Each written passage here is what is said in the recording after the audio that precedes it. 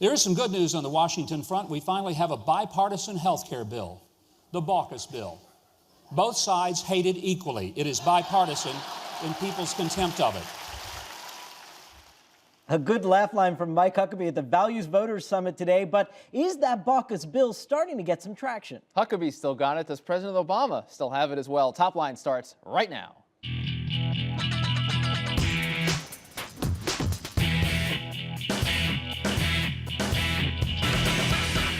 Hello and welcome to ABCNews.com's Top Line. I'm David Chalian. And I'm Rick Klein. Each weekday we're bringing you the latest political headlines, reporting, insight, analysis, everything you need and want to know about the world of politics. And we get our 15 minutes of fame, but you get 24 hours a day. It's twitter.com/The Note. Let us know what you think.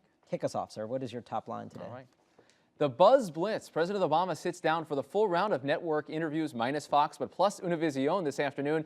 They'll all air on Sunday, David, and the big problem here is he's got a message. Does he have 5 different messages? Does he end up stepping all over whatever that message is? Well, you know, these interviews are limited in time. They're about 15 minutes in length, back to back to back to back. So I assume that he is going to sort of have a set of talking points and probably not, he's probably not too eager to make much news beyond wanting to sell the health care plan. But it will be fascinating to watch.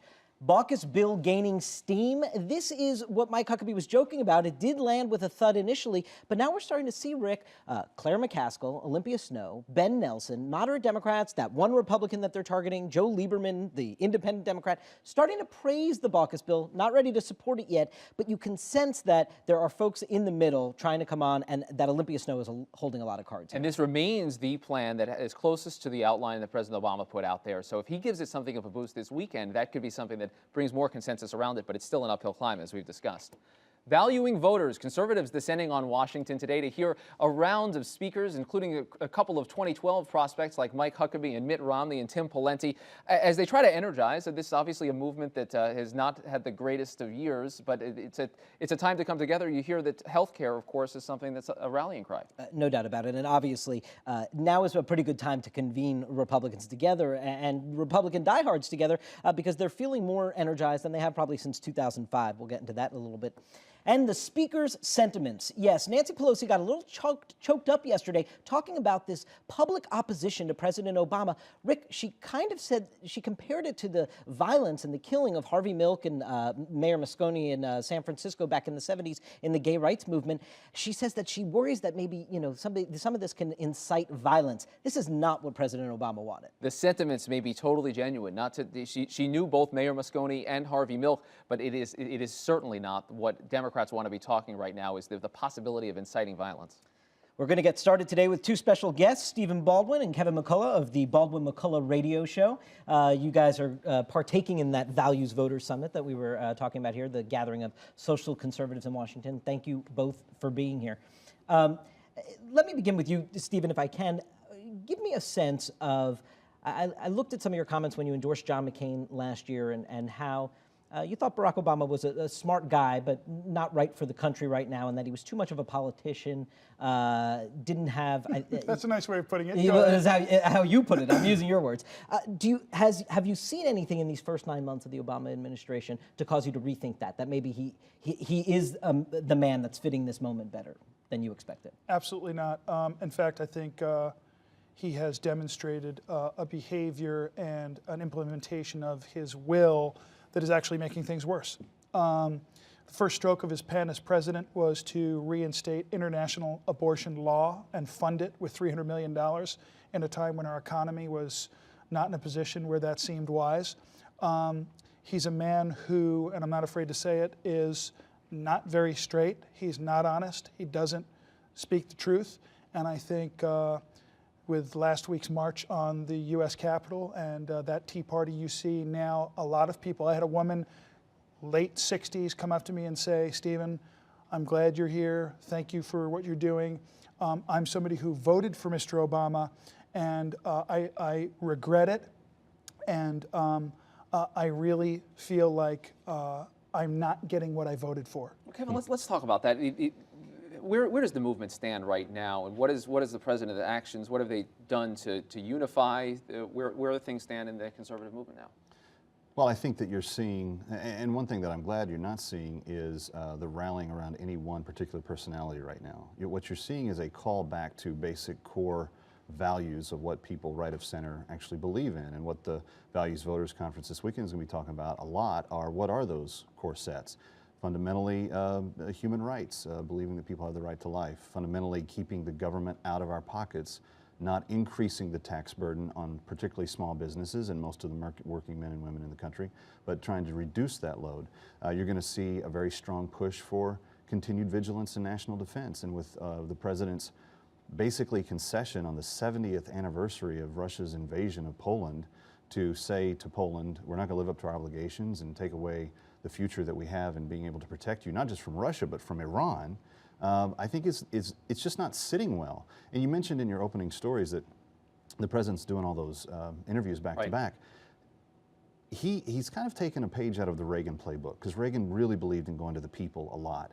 The difference is, this is a president who fundamentally disconnects from the average person center-right, who may have even been inclined to vote for him, thinking he was just a normal guy, just a normal kind of midstream American. Although his favorability ratings are still pretty much sky high. Yeah, that's what, like 63% in our latest poll, I think, had favorable opinion of him. So it's as a person. Well, yeah, but I mean, so it makes sense to put him out there, right? Yeah. Well, it is.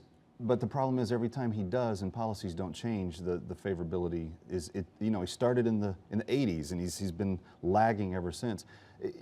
There are obvious options that he could take to turn things around. He could refuse to let the Bush tax cuts expire. He could say, we will look at a BAUCUS or Coburn plan for health care and not demand a public option. See, that's why I don't think BAUCUS plan. I don't think BAUCUS is going to pass, not because of the opposition on the right. It's because of the opposition on the left who want the public option included. Clearly, there's a lot of the anger, frustration that's out there. We've seen it at the town halls. We saw some of it last weekend, and I think we're hearing it even from the speakers this morning. But what's your take on what Speaker Pelosi said yesterday, Stephen? I'm interested in. She said, "Look, I lived through this in the '70s. I saw what happened when rhetoric incites violence." Well, I think that Speaker Pelosi is obviously somebody who continues to live in the past in that regard. I mean, I think it's time to get with the new age, the media age, the Twitter age. But is it a legitimate concern, though, to say, look, we've got these people that are... No, I don't think it's a legitimate concern. I think that again, this administration feels like they have to think for its people. I think that it's foolish to even suggest that. I don't think that by any means the general public and the voters out there are stupid. They're smart people.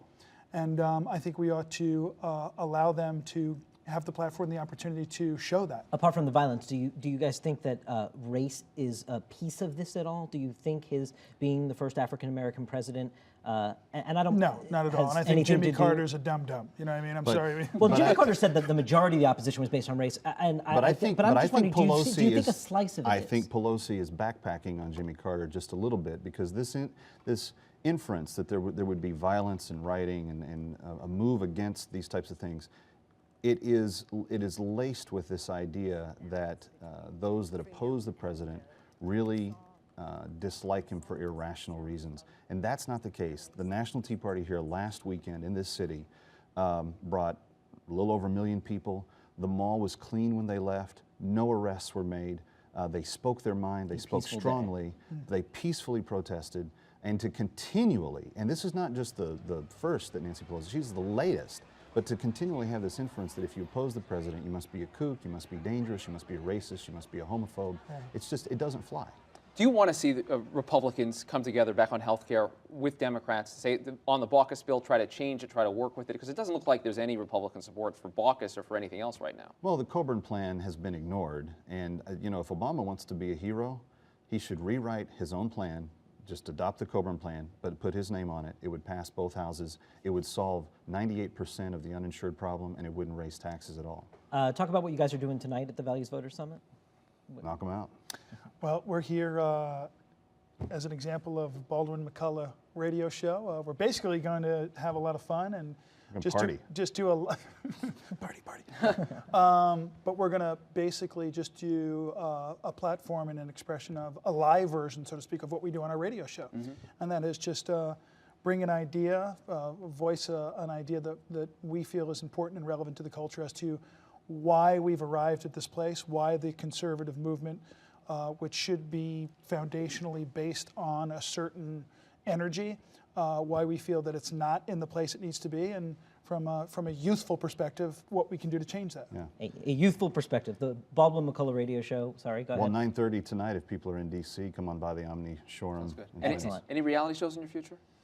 Actually, I have one that they're asking me to host with the same producers of The Biggest Loser, and it's in development, and it's looking kind of cool, and we'll see. Excellent. We Stephen love it. Baldwin, Kevin McCullough, thank you so you. much for being here. We appreciate it. Thanks, guys. Absolutely. Take care. Don't go anywhere, folks. More Top Line in just a second.